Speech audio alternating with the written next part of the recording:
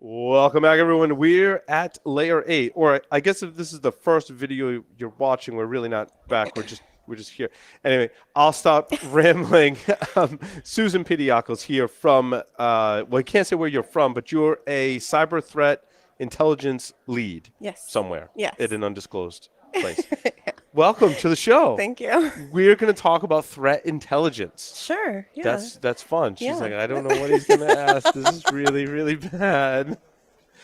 You said there wasn't going to be a quiz, so I'll be okay. There is no quiz. I think that threat intelligence is largely, I think, many times misunderstood as a source of information. So I kind of draw the four what I call enchanting quadrants Okay. as to not infringe on anyone's copyright, right? I look at the endpoint logs. I look at or endpoint information, right? The Internal. logs from all bunch of stuff as another quadrant. Internal. The network and flow data as another one. Yep. I put threat intelligence. Now, some people have challenged me on this, but I put threat intelligence data as an important source. If you can correlate and analyze all four areas, I think you're in really good shape.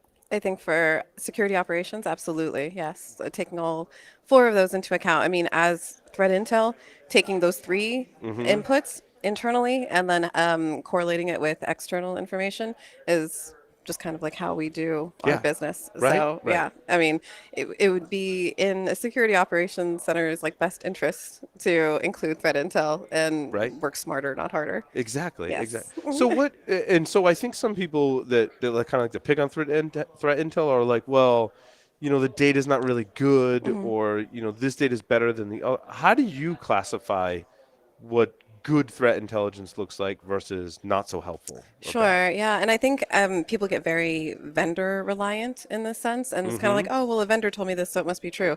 And not to, say anything bad about vendors. There are great vendors out there that provide a great, Especially recorded future yes, sponsor. huge fan. So, yes. Love recorded future. Yes.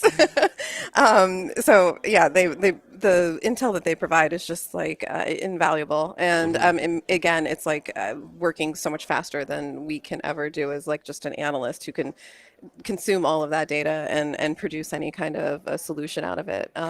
So And that's a really great point because I don't have a lot of the fancy tools, right? Even if I did, I don't have an environment large enough to really take advantage of them, exactly, right? yeah. So I do, and it's actually works out great because I do the manual analysis. So I do exactly as you described, right? I look for things in files, Yeah. in emails on the network, and then I'm like, I wonder if there's somewhere I can correlate. So Yeah. like I go to Virus Total Yeah. manually, I go to some of these other lists manually, and I use command line tools, and Yeah. that's not really. I mean, It works. it works, Yeah, right? it's a It's very method. time consuming, It is though. very time consuming. Yes. But having an automated process is way And I obviously mean, way I better. think every single one of the clients that I've ever worked with, automation is like what they want, obviously. I Yes. mean, that's what everybody Yes. wants to move towards. But I think you kind of need to, one, understand how the manual is done first, so you know what you're getting I'm out of that so glad to automation. hear you say that, right? Yes. Because I get worried that our like the next generation of cybersecurity professionals It's going to be are laziness you're going to be almost. spoiled, Yes, right? And exactly. like you really do have to learn how to do these things by hand first. Then you can use the Yeah. automated tools. Yes. And I kind of feel like driving is the same way. I know that's complete tangent, but like Learn these cars that manual. kind of like do everything for you now, Yes. like I was like, Backup cameras. and changing lanes and stuff like that, and So people my don't know how to do it anymore. my nephew's 16, Yes. and so I'm teaching him how to drive. And so like I'll tape a piece of paper over my backup camera There you go. and teach him how to parallel park. I'm Yes. like, you have to know how to do this Yes. without the sensors, without the anything else, Yes. because it'll even So beep good. too when he gets too close. I'm like, I wish I could turn that off. Like, Exactly. I'm gonna hack my car to turn. I mean, I could, but My car's like 13 years old and it really doesn't have any technology in it whatsoever. And like I'm, parallel parking yeah, and back up into parking spaces and stuff. And people are like, you're so good. And I'm just kind of like, this is the way cars were. right, Like right. I'm not spoiled by all the technology. Rental cars like kill me when I use them now. I'm Oh like, yeah, I don't know because what there's to do. yeah, it's almost more confusing, Exactly. right? Anyway, sorry, total But tangent, but but once you get the hang of it, if you combine to bring it back to security and yes. driving as well, right? Once you get the hang of it in like doing it all yourself kind of thing without assistance from digital technology, when you have the digital technology, it does take some time to train. It does. Once you get there, you're like, wow, I'm so much more efficient. Now, the Yes. important point, that my friend was talking about last night too, and he said, when things go wrong, you have to have that foundational knowledge You to do. troubleshoot it, Absolutely. right? Yeah, absolutely. Because otherwise, what do you fall back on? Like, Hmm. what would you do if you didn't have this like fancy tool or it went down for a day? Then you're just stuck and Right. stuff. So yeah.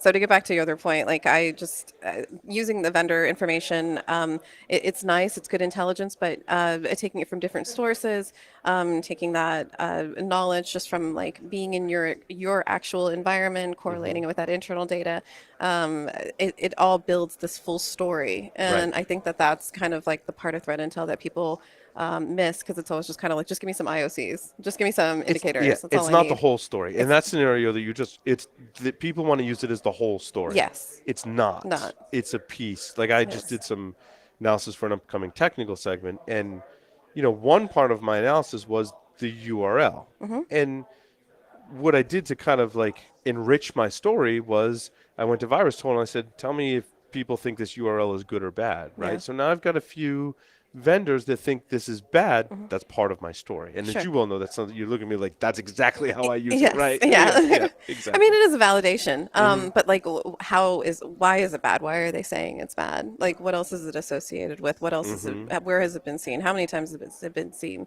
That kind of stuff. I mean, like, it just kind of it builds a fuller story than just Right. like, here's a URL, here's a IP, whatever. It's you need to have context behind it. Yeah. So And the direction matters too, it right? does. And I think a lot of people early on in threat intelligence, especially, made the mistake of taking what's coming down in threat intelligence, trying to automate looking for that Yeah. in their environment, when really the reverse Yes. is where it's most effective, in my opinion. Yeah. Yeah. Oh, good. I'm glad we agree. See, I We told you agree. that was going to be easy. Yay, no quiz. That's awesome. And now, am I getting this right that you did some yoga? Are you I yoga did. Yeah, instructor? I taught yoga this morning. It was That's very awesome. easygoing. We had a handful of people. It was great. Did a lot of breathing, a little bit of movement, some stretching. It was easygoing, but it was really nice. Can you Yeah. show me one of the Yeah. yoga? Can you teach? Just can we do like one yoga pose Just take a together? deep inhale and lift Deep, your deep, arms up and press your palms together and lower them to your heart and exhale. from a very relaxed Security Weekly conference. That concludes this interview. Thank you, Susan. Thank you.